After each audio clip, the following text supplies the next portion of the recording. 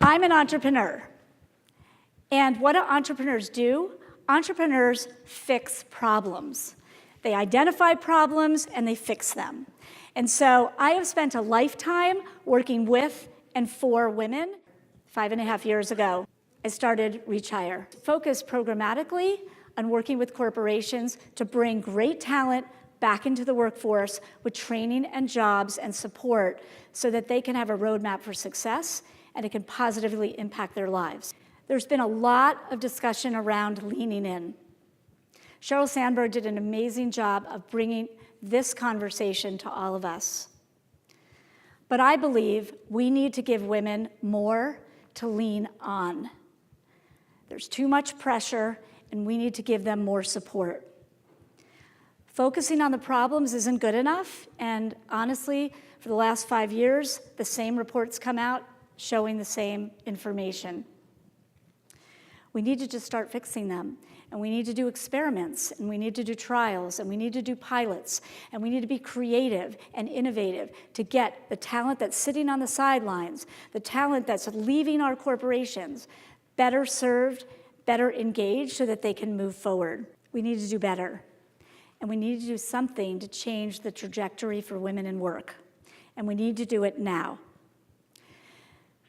I believe the path to leadership for women is not a road less traveled. It's a road less offered. And we need to meet women wherever they are with whatever capacity they are able to bring. We need to give them the tools, the confidence, and the opportunity to do the best they can and to contribute in ways that are positive and engaging. We have to do something or nothing is going to change. If we stay at the pace that we're at right now, in 10 years, we will move the needle 1%. 1% more women in different levels. If we're able to move the needle and hire and promote women at the same amount as men, 10 years from now, 48% of the workforce in management levels will be represented by women.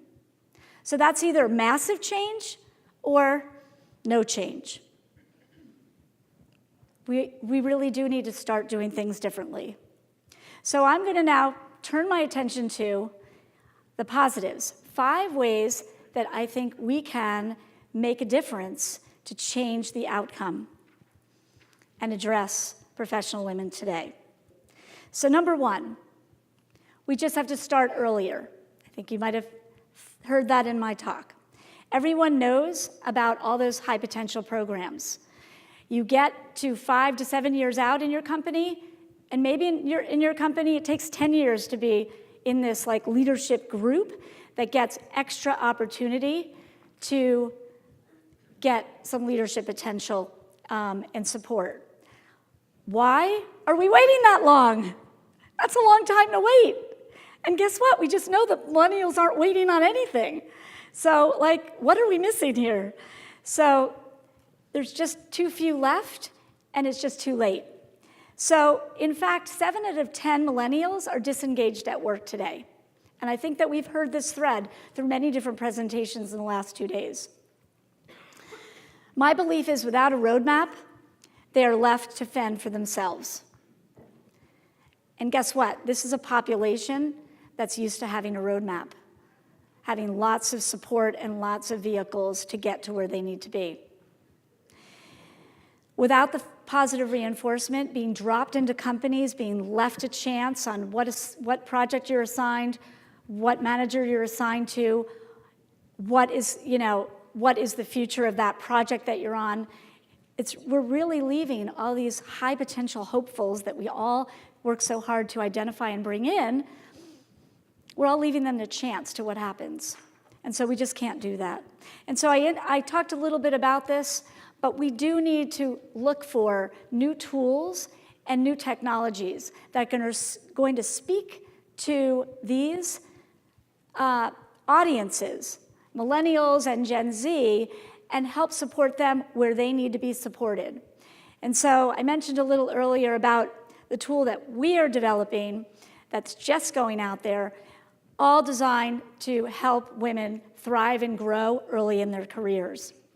We need to meet them where they are with tools and technologies and skills that better equip them to survive and thrive and be engaged and contribute.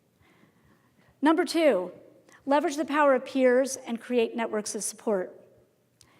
We touched on the only factor. Imagine if you're the only one that's in your organization that's female. I spoke to a woman a few months ago that's in Silicon Valley.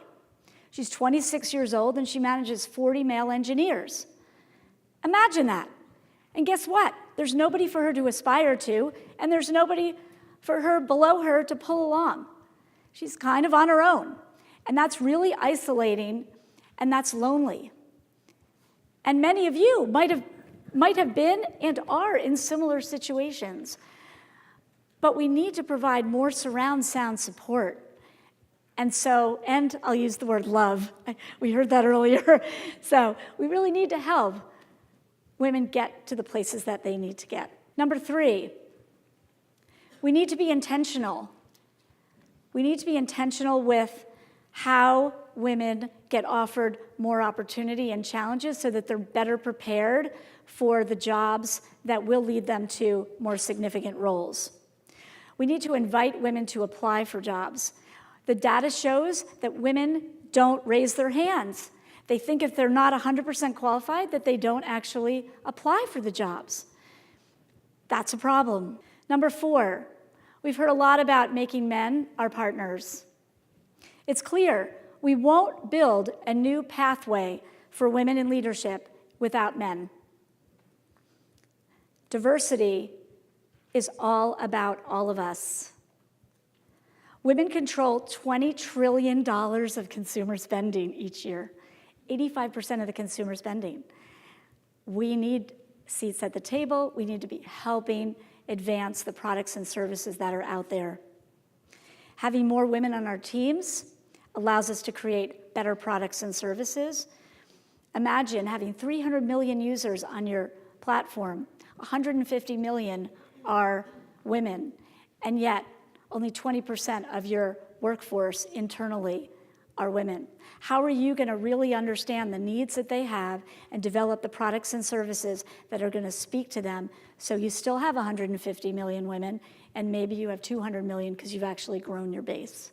So that's an issue. So number 5, we need to build pathways that work with life's off-ramps and on-ramps. Guess what? The nature of work has changed. We've heard about the future of work, and we just need to change with it. There are a lot of detours in life. There are personal things that happen to us. There are professional things that happen to us. People move. People get sick. People have complex family environments, and people are interested in having new challenges. We need to meet women where they are so that we're able to maximize their potential and ours so we have the creativity and innovation we need.